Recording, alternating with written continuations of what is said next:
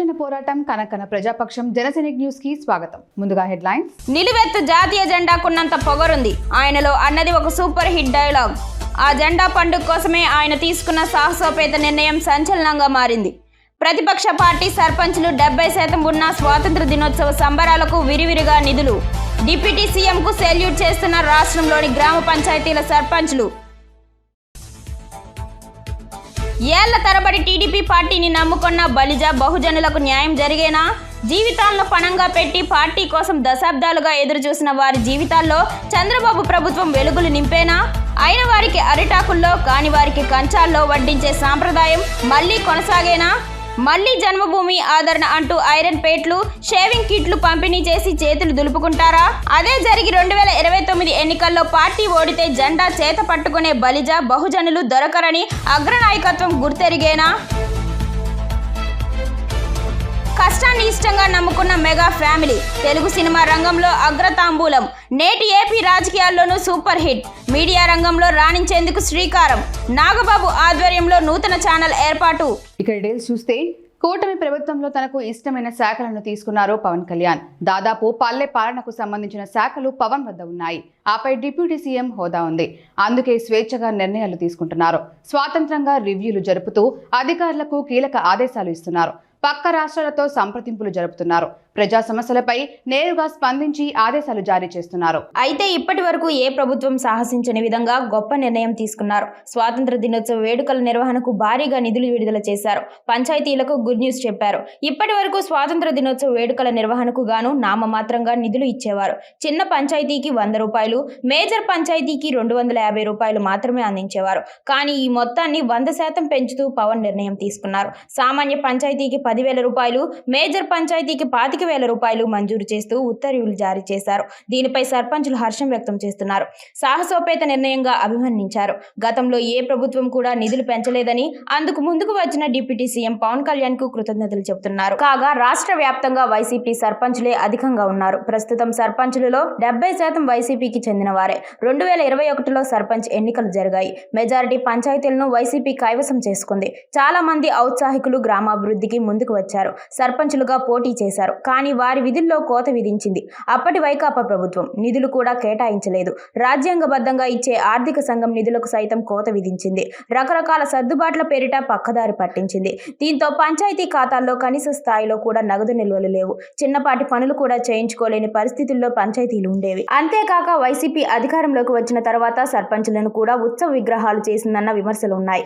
వారి అధికారాలకు చాలా వరకు కత్తెర వేసింది. గతంలో స్వాతంత్ర దినోత్సవ వేడుకల్లో పాఠశాలల వద్ద సర్పంచులు జెండా ఎగురవేసేవారు. కానీ ఆ అధికారాన్ని కూడా కాలరాసింది. విద్యా కమిటీ చైర్మన్లతో జెండా ఎగురవేసింది. పాఠశాలలపై సర్పంచుల పెత్తనాన్ని పక్కన పడేసింది. గతంలో స్వాతంత్ర దినోత్సవ వేడుకలకు గాను పంచాయతీ సర్పంచులు తమ సొంత నిధులు పెట్టేవారు. గత 5 ఏళ్లుగా కనీస స్థాయిలో కూడా నిర్వహణకు నిధులు కేటాయించలేదు. దీంతో సర్పంచులు పడిన బాధలు వర్ణనాతీతం అని వారు ఆవేదన వ్యక్తం చేస్తున్నారు. పవన్ కళ్యాణ్ పంచాయతీరాజ్ శాఖ బాధ్యతలు తీసుకున్న నేపథ్యంలో వినూత్న నిర్ణయాలు తీసుకుంటున్నారు. ప్రస్తుతం రాష్ట్రం ఆర్థికంగా ఇబ్బందుల్లో ఉన్న స్వాతంత్ర దినోత్సవ వేడుకల నిర్వహణలో మాత్రం వెనక్కి తగ్గవద్దని ఆదేశాలు జారీ చేశారు. పాఠశాలల్లో విద్యార్థులకు అవసరమైన క్రీడా పోటీలు, నైపుణ్య సామర్థ్య పోటీలు నిర్వహించాలని సూచించారు.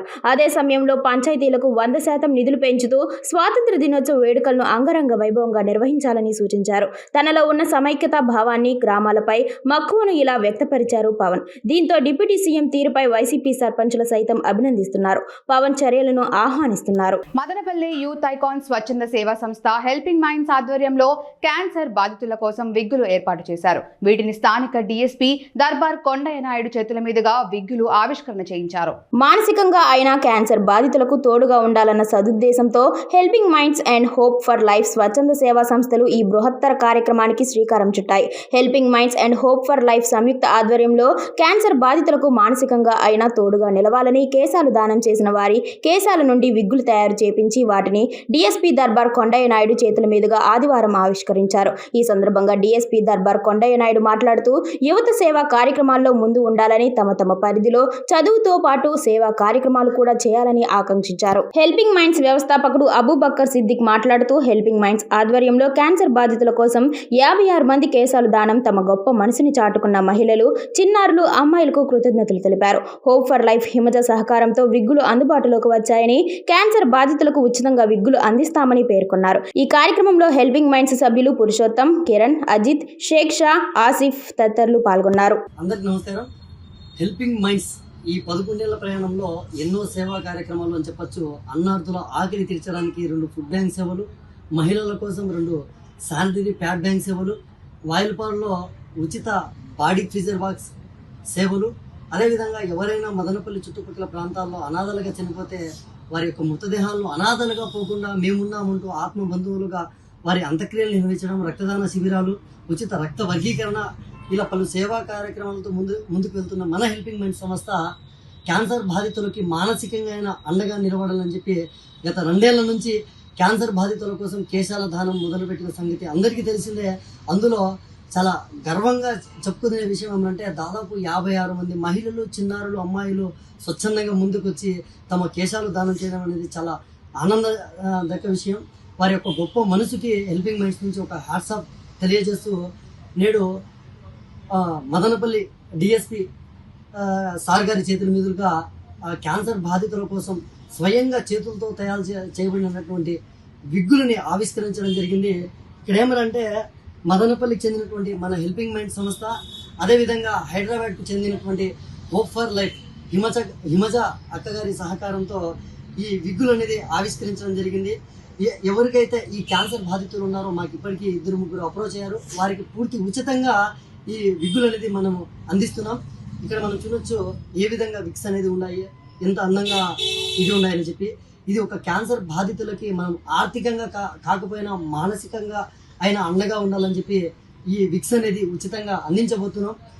ఈ విక్స్ని ఆవిష్కరించిన డిఎస్పి సార్ గారికి ప్రత్యేక కృతజ్ఞతలు తెలుపుకుంటూ, అదేవిధంగా హోప్ ఫర్ లైఫ్ హిమజక్క గారికి కూడా ప్రత్యేక ధన్యవాదాలు తెలుపుకుంటున్నాం. ఈ కేశాలు దానం చేసినటువంటి వారి యొక్క గొప్ప మనసుకి హెల్పింగ్ మైండ్స్ నుంచి మరొకసారి ప్రత్యేక ధన్యవాదాలు తెలుపుకుంటూ, ఇదే విధంగా ఇదే స్ఫూర్తితో హెల్పింగ్ మైండ్స్ మరిన్ని సేవా కార్యక్రమాలు చేయడానికి కృషి చేస్తుందని తెలుపుకుంటూ, అందరూ బాగుండాలి, అందులో మనం ఉండాలి.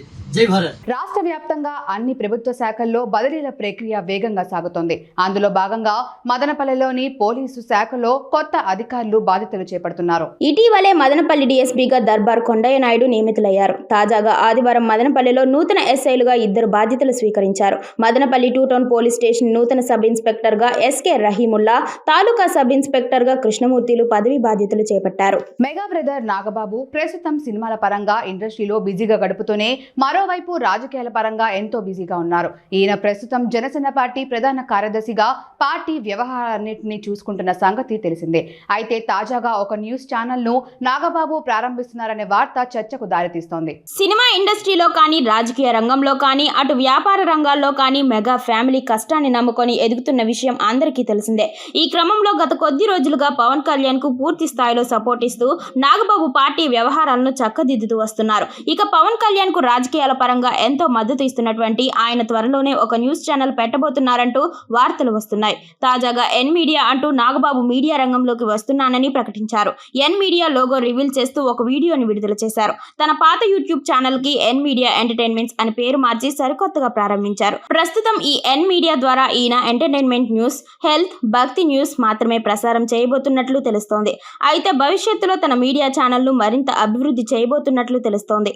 మదనపల్లి పట్టణంలోని ఎంపీడీఓ కార్యాలయంలో మదనపల్లి డివిజన్ మాజీ సైనికుల సంఘం డివిజన్ అధ్యక్షులు కంచర్ల శ్రీనివాసులు నాయుడు ఆధ్వర్యంలో ఏర్పాటు చేసిన మాజీ సైనికుల సమావేశంలో ముఖ్య అతిథిగా మదనపల్లి ఎమ్మెల్యే షాజహాన్ బాషా పాల్గొన్నారు. ఈ సందర్భంగా సైనికుల సమస్యల పరిష్కారానికి కృషి చేస్తానని ఎమ్మెల్యే హామీ ఇచ్చారు.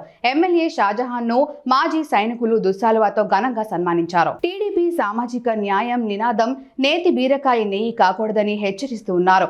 అయిన వారికి అరిటాకుల్లో, కాని వారికి కంచాల్లో వడ్డించొద్దని డిమాండ్ చేస్తున్నారు. దశాబ్దాలుగా టీడీపీకి అఖండ మద్దతు పలుకుతున్న బలజన బహుజన వర్గాలు, అగ్రకుల బీద బిక్కీలు పార్టీలో సామాజిక న్యాయం కోసం నిశ్శబ్దంగా, మౌనంగా గొంతులు పెగిలేటట్టు అరుస్తున్నారు. ఈ ఎన్నికల్లో గెలవకపోతే ఇక టీడీపీ అనే పార్టీ ఉండదు. చంద్రబాబు నాయుడు అంతటి వాడిని రాజమండ్రి సెంట్రల్ జైల్లో పడేస్తారా? పెద్దిరెడ్డి రాజకీయ పంజా దెబ్బకు మదనపల్లి టీడీపీ చేతులెత్తేసింది. తూర్పుకు తిరిగి దండం పెట్టేస్తోంది. చావో రేవో ఈసారి మటుకు మదనపల్లెలో పసుపు జెండా ఎగరాల్సిందే, మదనపల్లి టీడీపీ కంచుకోట అని రుజువు చేయాల్సిందే అంటూ మదనపల్లె పసుపు సైన్యం అసెంబ్లీ ఎన్నికల్లోకి దూకింది. ఆ మేరకు ఎన్నికల్లో మదనపల్లె తెలుగుదేశం పార్టీ సీనియర్ నేతలకు సుస్థి చేసిన టీడీపీ క్యాడర్ ఒంటరిగానే కుస్తీ పట్టింది. జనసేన నేత శ్రీరామ రామాంజనేయుల ఆధ్వర్యంలో జన సైనికులతో కలిసి కదం తొక్కింది. వైసీపీ నేతల అతి ధీమాను పటాపంచలు చేసింది. టీడీపీ సీనియర్ నేతల కుట్రా కుతంత్రాలను చిన్నభిన్నం చేసి పారేసింది. జై హో చంద్రన్న, జై హో పవనన్న అంటూ నినదించింది. మదనపల్లెలో ప్రతిష్టాత్మకంగా జరిగిన ఎన్నికల సమరంలో అనితర సాధ్యమైన విజయాన్ని టీడీపీ జనసేన కలిసి సాధించాయి. ఎంపీ మిథున్ ఆధ్వర్యంలోని వైసీపీని మట్టి కర్పించాయి. ఇది అసెంబ్లీ ఎన్నికల పోరు ముచ్చట్లు. ఇక అసలు స్టోరీ ఇప్పుడు స్టార్ట్ అవుతోంది. టీడీపీ వ్యవస్థాపకుడు నటరత్న ఎన్టీఆర్ కాలం పార్టీనే సర్వస్వంగా భావించిన వారు, దేవుడనేవాడు ఉంటే ఈసారి చంద్రబాబు గెలవాలి అని ప్రార్థించిన మూగ పేద బీసీ బలిజనాలు చంద్రబాబు తమ తమ కష్టాన్ని త్యాగాలకు తప్పక గుర్తింపు ఇవ్వాలని తపిస్తున్నాయి. గత 40 ఏళ్ల టీడీపీ అధికార ఏలుబడిలో నియోజకవర్గంలోని నామినేటెడ్ పదవుల కోసం కళ్ళు వాచిపోయేట్టు ఎదురు చూసిన పలువురు బలిజన బహుజన సామాజిక వర్గ సీనియర్ నేతలు ఈసారి వివిధ కారణాలతో తమకు పదవులు ఖాయమని కూర్చున్నారు. 40 ఏళ్ల తమ పార్టీ సేవ, పలువురు పార్టీ రాష్ట్ర నేతల పరిచయ భాగ్యాలు తమను ఖచ్చితంగా అందలాలు ఎక్కిస్తాయనే ధీమాలో వీరందరూ ఉన్నారు. స్థానిక టౌన్ బ్యాంక్ పదవులతో పాటు నియోజకవర్గంలోని గుళ్ళు గోపురాల మేనేజ్మెంట్ పదవులు, సింగిల్ విండో పదవులు, ఇలా అధికార నామినేటెడ్ పదవుల కోసం తెలుగు తమ్ముళ్లు కళ్లలో ఒత్తులు వేసుకొని ఎదురు చూస్తూ ఉన్నారు. మరికొందరు స్థానిక మున్సిపల్ చైర్మన్ పదవిపై కన్నేసి తమ ప్రయత్నాలకు ఇప్పటి నుంచే స్థాన పట్టేస్తున్నారు. ఇక్కడ అంటే మదనపల్లి స్థాయి పదవుల కోసం పోటీ పడలేని, నోరు వాయిలేని సీనియర్ పసుపు నేతలు కొందరు రాష్ట్ర స్థాయి ఏ బోర్డో కార్పొరేషనో ఏదో ఒక చోట ఏదో ఒక పదవి పడేస్తే చాలని విలపిస్తూ ఉన్నారు. కనీసం తమ తమ వాహనాలకు పదవుల స్టిక్కర్లు వేసుకొని నియోజకవర్గంలో తమ తమ గౌరవ మర్యాదలు కాపాడుకుంటామంటూ వాపోతూ సెలవిస్తూ ప్రయత్నాలు ప్రారంభించేశారు. పార్టీ మారినా తమ తలరాత మారదా, చివరకు మిగిలేది ఇంతేనా అంటూ మదన పడుతున్న కొందరు జనసేన నేతల వ్యధ మరోవైపు. ఈ విషయం నియోజకవర్గంలో తీవ్ర రాజకీయ దుమారానికి తెరలేపుతోంది. వైసీపీ నేతలు తాము అధికారం దక్కించుకున్న మరుక్షణం గుట్టు చప్పుడు కాకుండా తమ తమ వారికి తాము చేయగలిగినంత చేశారని పసుపు నేతలు చెబుతున్నారు. సచివాలయ నియామకాల నుంచి ఇసుక, మట్టి, భూమి, గుట్ట, చెట్టు, పుట్ట ఇలా అన్ని వైసీపీ తమ వారికి దమ్ముగా ఊడ్చిపెట్టిందని, మరి తెలుగుదేశాధీశుడు నారా చంద్రబాబు నాయుడులో ఇలా నమ్మిన వారి కోసం నిలబడే దమ్ముందా? తన వారికి నాయుడు ఇవన్నీ చేయగలరా? లేదా మళ్లీ జన్మభూమి, శ్రమదానం అంటూ పసుపు సైన్యం చేతికి పలుగు పారా ఇస్తారా? లేక ఆదరణ పనిముట్లు అంటూ ఐరన్ పేట్లు, షేవింగ్ కిట్లు పంచుతారా? చూడాల్సిందే అంటూ టీ స్టాల్ రాజకీయ మేధావులు, విలేకరులు కాని విలేకరులు విసురుతున్న చలోక్తులతో మదనపల్లె పసుపు నేతల గుండెలు మండిపోతున్నాయి. కార్యకర్త కోసం ఆగమేఘాల మీద మదనపల్లె ప్రభుత్వ ఆసుపత్రికి చేరుకున్న తంబలపల్లె ఎమ్మెల్యే పెద్దిరెడ్డి ద్వారకానాథుడు. దగ్గరుండి ఆరోగ్య పరిచర్యలు, ఆర్థిక చేయూత నేతంటే వీడేరా అని రుజువు చేస్తున్న పెద్దిరెడ్డి. తంబలపల్లె నియోజకవర్గం పీటీఎం మండలం పులికల్లుకు చెందిన వైసీపీ కార్యకర్త లక్ష్మీనారాయణ మీద శనివారం రాత్రి గుర్తు తెలియని వ్యక్తులు దాడి చేశారు. ఆయన్ను మబ్బులో చితక బాధేశారు. తీవ్ర గాయాల పాలైన సదరు వైసీపీ కార్యకర్తను రక్త బంధువులు మదనపల్లె జిల్లా ప్రభుత్వ ఆసుపత్రికి తరలించారు. వైద్యులు చికిత్స ప్రారంభించారు. విషయం ఎమ్మెల్యే పెద్దిరెడ్డికి తెలియడంతో ఆయన హుటాహుటీన ఆసుపత్రికి చేరుకున్నారు. నేనున్నానంటూ వైసీపీ కార్యకర్తకు ధైర్యం చెప్పారు. వైద్య పరిచర్యలు సైతం చేసి ఆర్థిక సాయం అందించిన ఎమ్మెల్యే పెద్దిరెడ్డి అవసరమైతే మెరుగైన వైద్యం కోసం బయట ప్రాంతాల్లో వైద్యం చేయిస్తానని హామీ ఇచ్చారు. నాయకుడంటే తమను నమ్మిన వారి కోసం నిలబడేవాడు, తలబడేవాడు అంటూ అక్కడున్న వారు ఎమ్మెల్యే పెద్దిరెడ్డిని శ్లాఘించారు.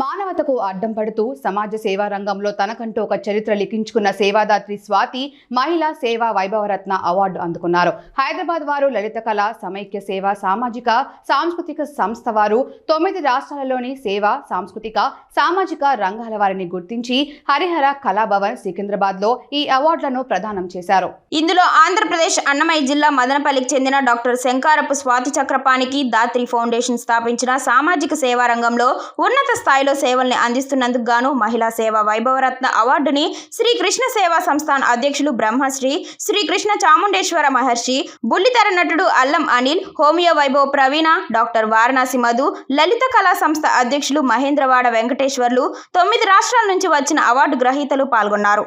వార్తలు ముగించే ముందు హెడ్లైన్స్ మరోసారి. నిలువెత్తు జాతీయ జెండాకున్నంత పొగరుంది ఆయనలో అన్నది ఒక సూపర్ హిట్ డైలాగ్.